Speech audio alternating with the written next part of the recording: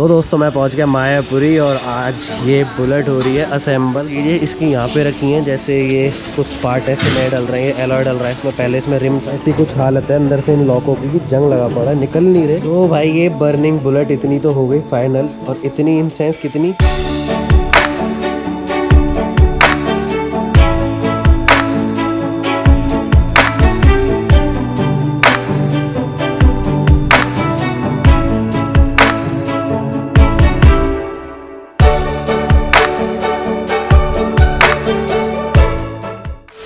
तो दोस्तों फाइनली आज जो जली हुई बुलेट आपने पेंट होती देखी थी, जो क्लासिक पेंट होती देखी थी, आज वो पूरी की पूरी होगी असेंबल।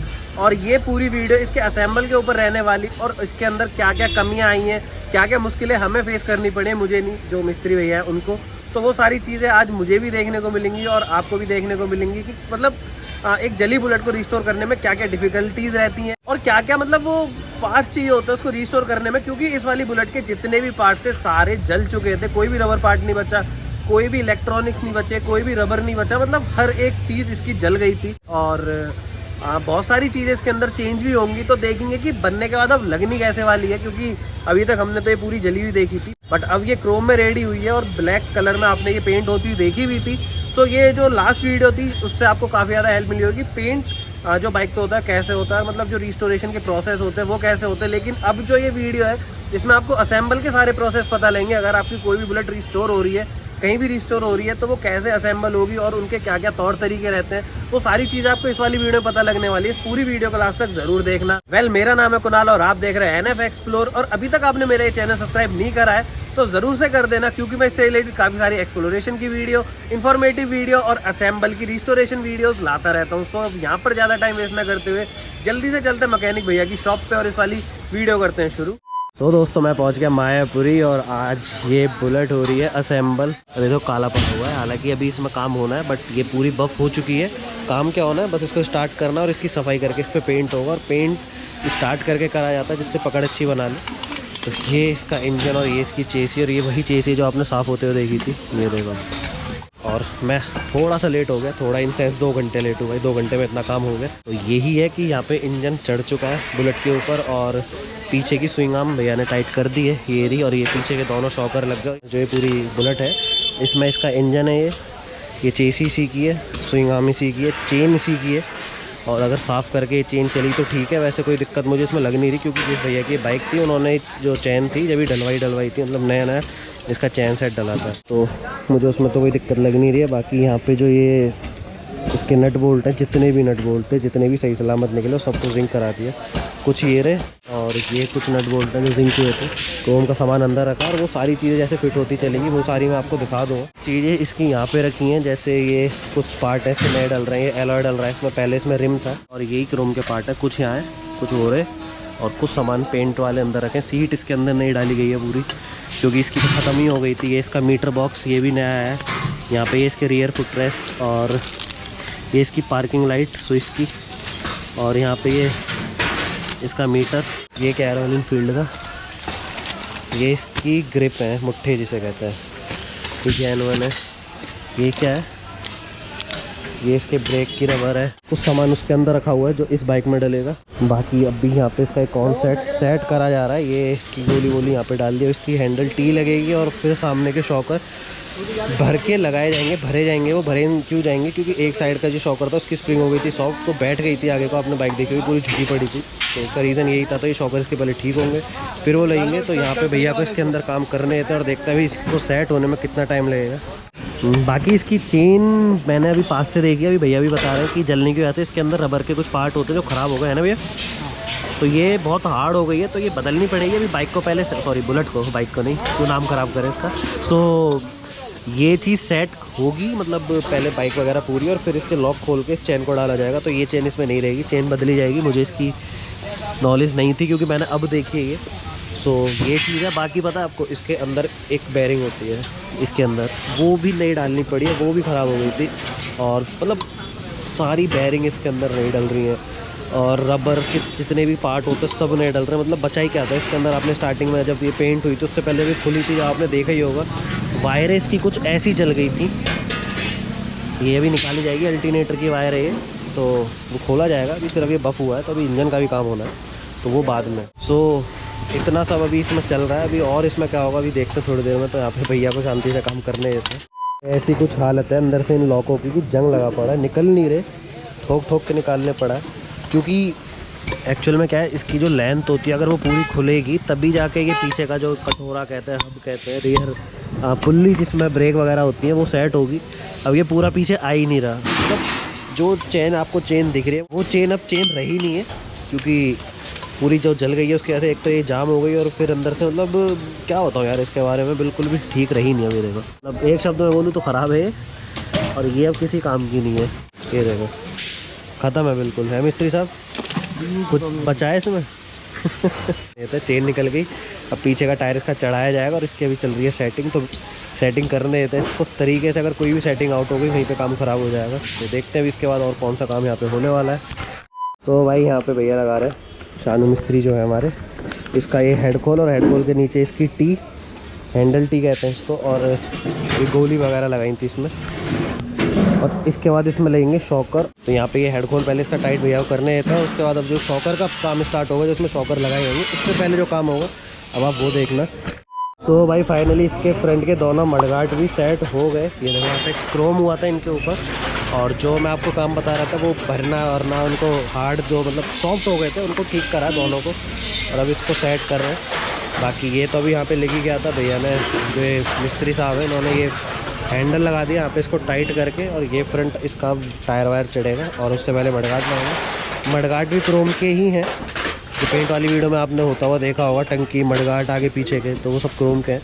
तो वो भी लगेगा तो मैं आपको दिखाई दूँगा। बाकी इसका रियर का भी टायर यहाँ पे फिट हो गया। एलॉय व्हील जो इसमें लगाया है, ये इसकी ब्रेक पैडल वगैरह भी लगा दी यहाँ पे, और ये इसके फुट रेस्ट लग गए। फ्रंट की रबर लगेंगी, वो मैं दिखा भी रहा था आपको, रखे हुए थैले में, वहाँ भी रखा है, खोल दिया। तो रबर वो रहे, रबर लग के ये चीज़ इसकी कंप्लीट हो जाएगी। मतलब धीरे धीरे अब ये कंप्लीट होती हुई नज़र आ रही है। और अब थोड़ी बहुत देर में अपने दोनों पैरों पर खड़ी हो जाएगी। जब इसका फ्रंट टायर लग जाएगा तो अपने पैरों पर खड़ी हो जाएगी। बाकी यहाँ पे भाई बहुत काम चल रहा है। तो भाई फाइनली ये बुलेट अपने पैरों पर खड़ी हो गई। और फ्रंट इसका ऑलमोस्ट, मतलब फ्रंट ऑलमोस्ट तो नहीं हुआ, आधा हो गया। जो इसके एलॉय थे, एलॉय लग गए इसमें, ये डिस्क प्लेट लग गई, और ये भी इसका फिट हो गया, मतलब ब्रेक कैलिपर। और इधर इसकी जो डिब्बी थी, मीटर बॉक्स, मीटर डिब्बी जिसे कहते हैं, वो भी लग गया। बाकी जो इसका हेड खोल और जो वायरिंग के छोटे छोटे पार्ट हैं, अब वो कल सुबह से स्टार्ट होंगे, क्योंकि रात में वायरिंग करना थोड़ा मतलब रिस्की वाला मैटर रहता है। क्योंकि कोई चीज़ इधर उधर लग गई या कोई चीज़ रह गई तो दिक्कत हो जाएगी जब बाइक को स्टार्ट करेंगे, या फिर पूरी बैटरी लगने के बाद चीज़ें चेक करी जाती हैं। तो इसलिए वायरिंग अभी मिस्त्री साहब ने नहीं लगाई इसके अंदर। तो एक दिन में ये इतनी फाइनल हुई है। तो अब देखते हैं कल इसमें कितना काम होगा। तो अब मिलता है आपको कल सुबह। सो दोस्तों पहुंच गया मैं मायापुरी आज इस जली हुई बुलेट को दोबारा से देखने के लिए कि कितना काम हुआ है। सो मेरे आने से पहले इसकी नसें बिछा दी गई हैं यहाँ पे। नसों से समझ गए होंगे, इसकी वायरिंग ऑलमोस्ट हो गई है, ये वाली पूरी यहाँ पे। और इधर की साइड में ये सारी वायरिंग भैया ने बिछा दी। साइड के दोनों बॉक्स लगा दिए, ये वाला और ये वाला। बाकी यहाँ पे इसका लॉक, ये ऑन ऑफ वाला, ये तो जेनवन लाए थे हम लोग, तो ये लगाया यहाँ पे।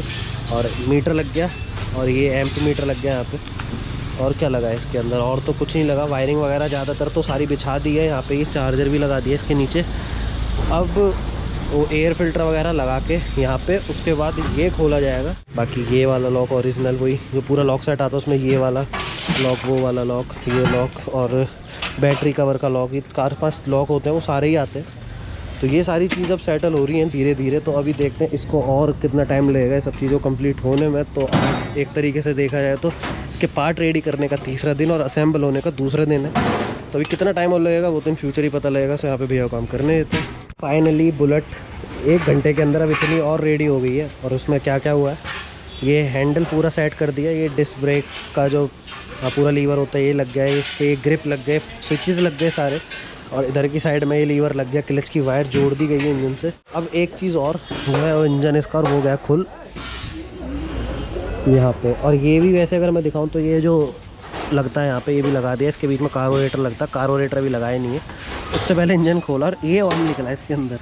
ये जो पूरा जंग वंग लगी है, इसकी चेन हमने चेंज कर दी है, लेकिन यहाँ भी जंग लग रहा है। ऑयल की लीकेज यहाँ पे कहीं पर भी नहीं है।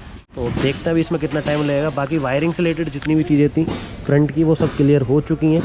एक्सेलरेटर वायर भी लग गई यहाँ पे इधर की साइड में। और अब इसका रियर मडगार्ड लगेगा, पीछे की लाइटें वाइटें लगेंगी जो सेट करी थी थोड़ी देर पहले, मैं आपको दिखा भी रहा था।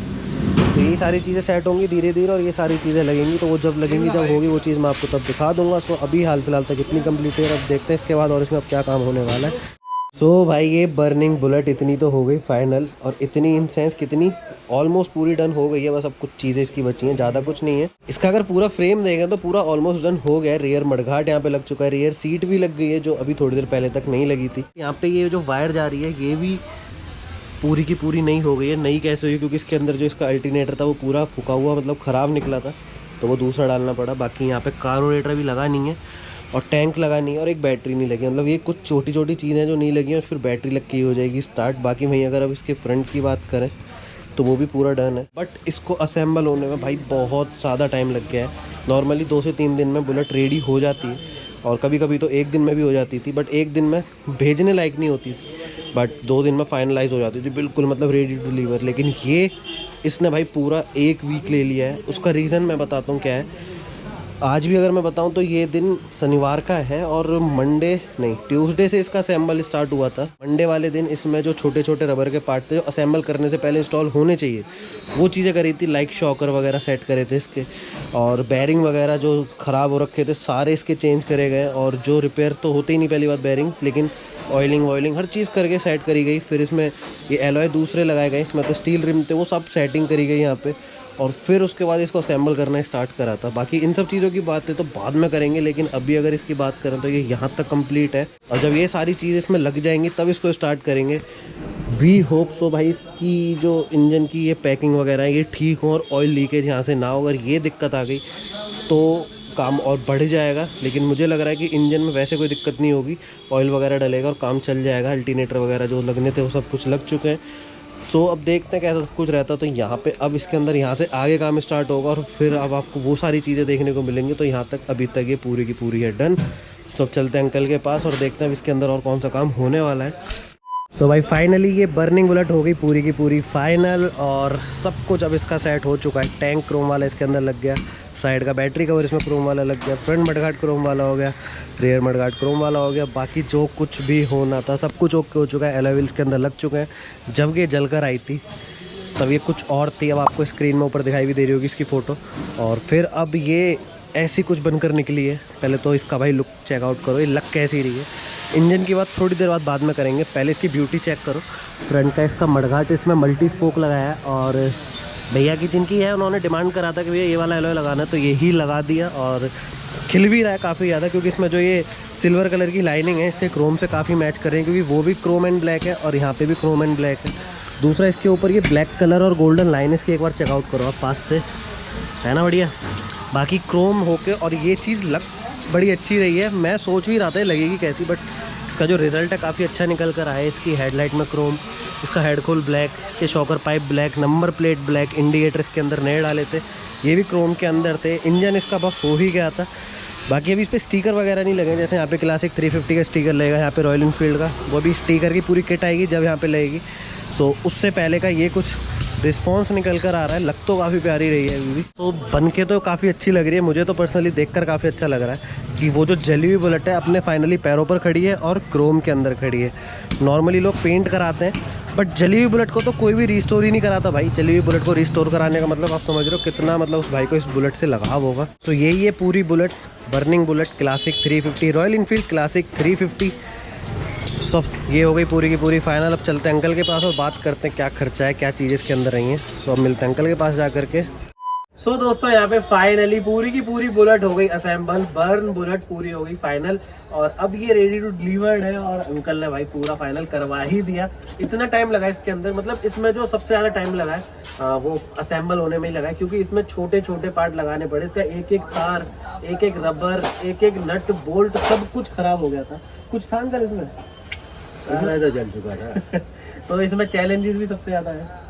नॉर्मली जो भी कोई भी बुलेट बाइक खुलती है बनती है उसमें इतने चैलेंजेस कभी नहीं आते, क्योंकि वो जैसी खुलती है वैसी फिट भी हो जाती है, क्योंकि उसके अंदर जो पार्ट निकलते हैं उनको देख के आइडिया हो जाता है।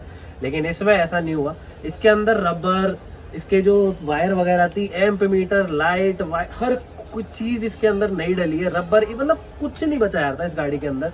इवन जो शॉकर थे उसकी स्प्रिंग तक इसके अंदर नए डले, क्योंकि वो पूरे नीचे बैठ गए थे, उठ ही नहीं रहे थे। अच्छा अंकल, असेंबल होते हुए, पेंट होते हुए, ये सारी चीजें तो सबने देख ली। पार्ट्स आपके पास सारे अवेलेबल हो जाते हैं, हर एक चीज ठीक है। लेकिन ये जो पूरी बुलेट बनी है, इसमें जो खर्चा हुआ है आप एक बार वो डिस्क्लोज करो कि इसमें हुआ कितना है और होना कितना चाहिए था। इसमें कम से कम होना चाहिए 70-80 हज़ार के आसपास, और हमने लिया उससे 55 हज़ार। अलग सब चीज हो गई इसमें। लेकिन इसमें वो अभी भी कहीं ना कहीं गुंजाइश आपको लग रही है? गुंजाइश तो अब नहीं बिल्कुल।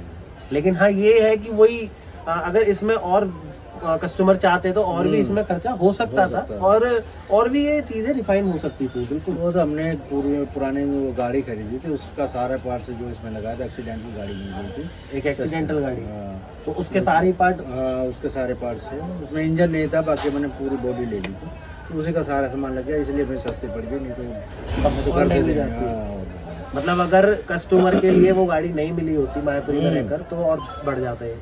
हाँ। तो भाई अगर ये गाड़ी पूरी की पूरी नए पार्ट्स लगाए जाते हैं इसमें, अगर मिंडा और स्विस के भी लगाए जाते तब भी ये 80-90 हज़ार क्रॉस कर जाती है ना। सो बर्निंग बुलेट पूरी की पूरी हो चुकी है फाइनल।